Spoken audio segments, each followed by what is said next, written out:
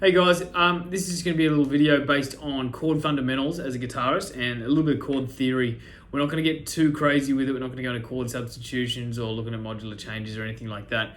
We're just going to stick to a diatonic key, look at the chords in that key, learn how to move them around and look at the different shapes that are common on the guitar, and we'll do your triads and also your sevens as well. That's the rough outline, depending I don't go on any tangents from that. So let's take your key of C, right? C major. No sharps or flats. C, D, E, F, G, A, B, C. Nice and easy to think about, yeah? The chords in that key, or in any major key, so to speak, it follows a certain order. So we've got major, minor, minor, major, major, minor, diminished. So that means in the key of C, C, D, E, F, G, A, B, C, C major, D minor, E minor, F major, G major, A minor, B diminished, that's the sticky one, and then back to C, back to home, yeah?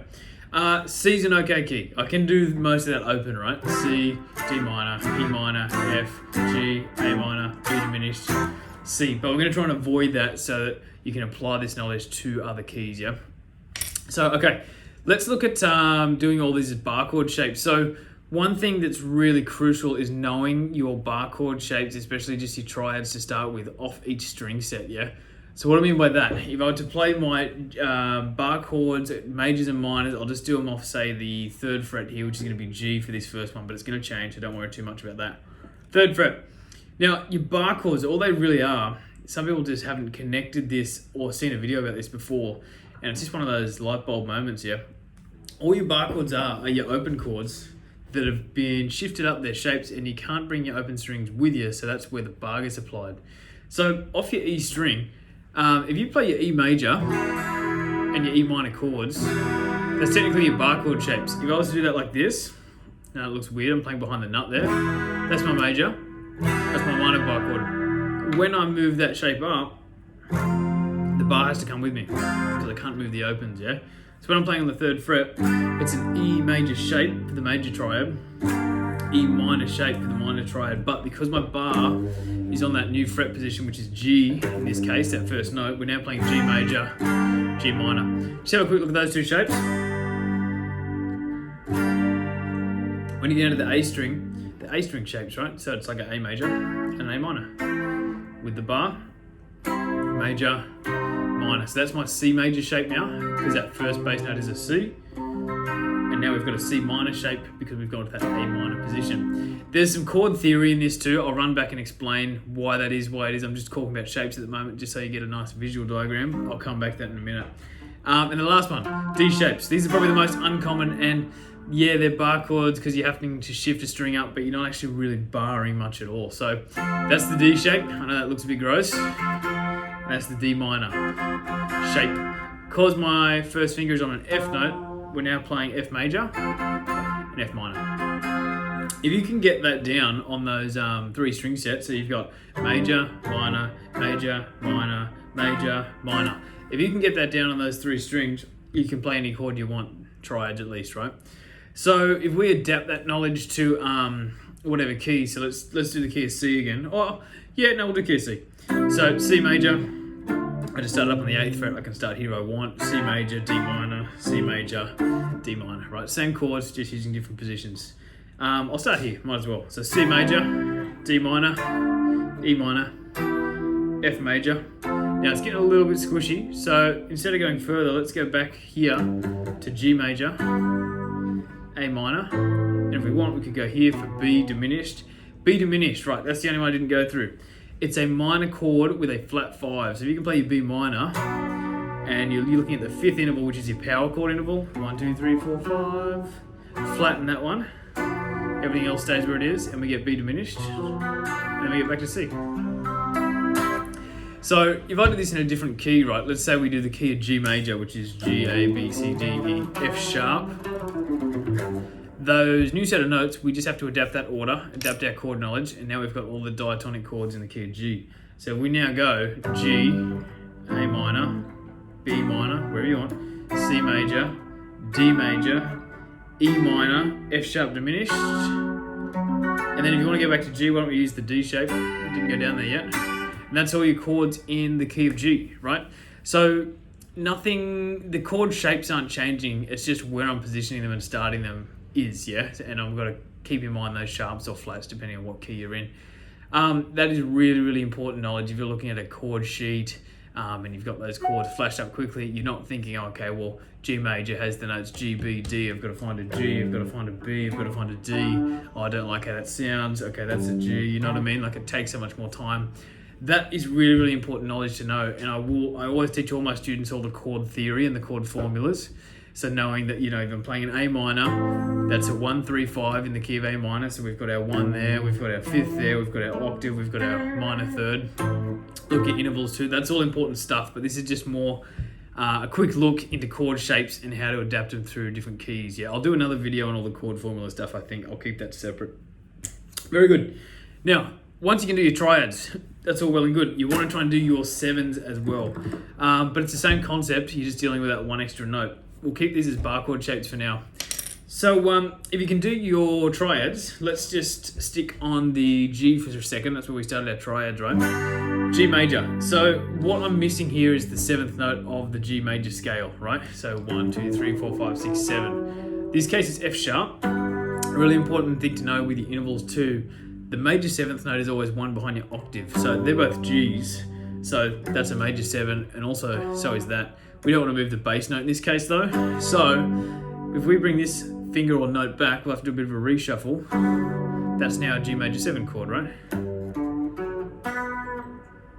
G major 7. We don't need 2 octave notes. So if we adapt this through, right? G major 7.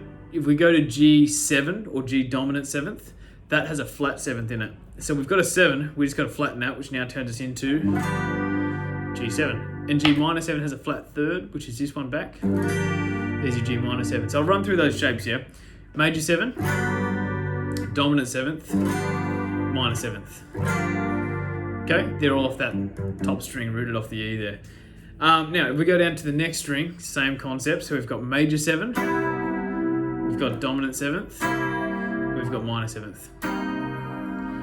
And the shapes off the D string are actually a bit nicer dealing with the 7. So you're playing more complex chords, but the positions are actually probably easier to play. So kind of funny how that works. Yay for guitar.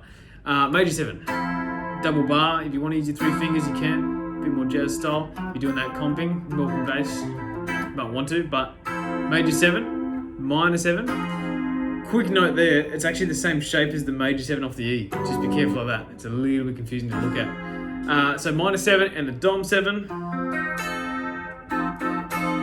All together, major 7, minor 7, dominant 7th. So what we're going to do now is go back through a diatonic chord scale, play them as your 7s now, not just your triads. Important thing to note here, we get 2 new things that happen. So generally speaking, your major goes to major 7, your minor goes to minor 7, so on, so on. Your diminished goes to a half diminished 7th. I'll talk about that in a second. But the 5th chord of every major key is your dominant 7th, right? I'll explain why that has to work in a minute, or why that is what it is. But yeah, let's go through. So I'll just run through them and I'll come back and talk. Drop my pick.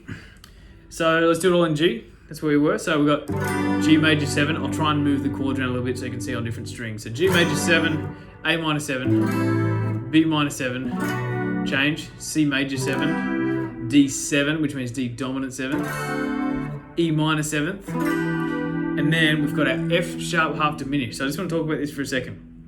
Now, it's the same concept. Half diminished, the chord formula is 1, flat 3, flat 5, flat 7. A full diminished chord has a double flat 7th. If that sounds like gobbledygook, just ignore me for a minute. Double flat 7th is also a 6. It gets a little bit weird. Doesn't actually fit in the diatonic key of the major scale. It fits somewhere else. Don't worry about that. So what we're going to try and do for this half diminished 7th, try and use your chord knowledge for a second. I'll run you through it.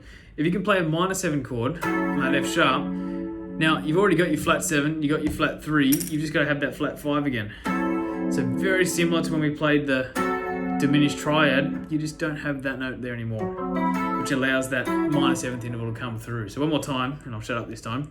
G major 7, A minor 7, B minor 7, C major 7, D7, E minor 7, F sharp half diminished, some people call it minor 7 flat 5, and then we can go back home to that G major 7, playing it higher up now too, yeah?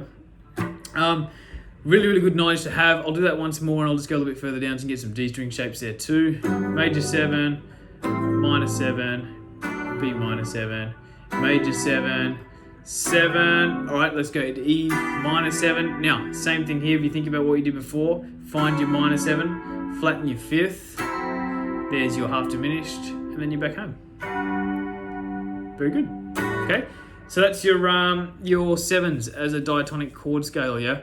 Now, what I was going to say is why the dominant and half diminished are what they are. So, if I was to play a D major 7 in the key of G, it doesn't fit. Reason being is because the 7th note, major 7th note, that's a C sharp, and we don't have that C sharp note in your G major key or scale. You just have the F sharp. So, simplest way to put it without going too far into intervals and relations of intervals is that when you play a D major 7 and it's the 5th chord of the G key, it has a note that doesn't work in the key. So we have to take that back to make sure the notes fits. That's why you get that dominant 7th as the 5th, and it's the same thing with the half diminished. I kind of explained that before. If I was to play a full diminished chord, you end up getting this. It's a cool chord. I do like the full diminished, but this note back here, this E flat or D sharp, whatever you want to call it, doesn't actually fit in the key of G. It's just an F sharp. That's all we got. So we have to adapt it, make sure that we're playing all the notes that are in key diatonic. So yeah, I hope that helps. You can see the benefit of this, especially if you can play them as bar chords. You can look at a chart, you can get all those 7th chords. And if you know your triads really well, you can use them as references to get your 7s as well. But really, really good knowledge to have under your belt. To be able to have the 7s and the triads, bar chord shapes, all different strings. There's plenty of different voicings and inversions for those too. The shell voicings is a really important one. Shell voicings are quite simple. All they do is they omit the 5th when you're playing 7th chords. So instead of big bar chords now, my voicing just comes 1, 3, major 7. Whatever fingers you want to use.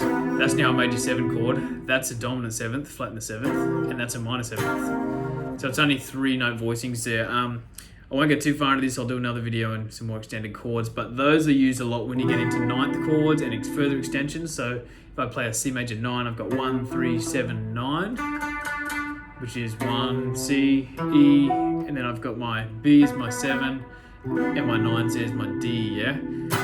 Heaps different things. You want to go further with that. Sometimes you have to use these voicings. If I wanted to play like a C major sharp 11, I've kind of got to use that voicing because I don't have like 40 fingers, yeah?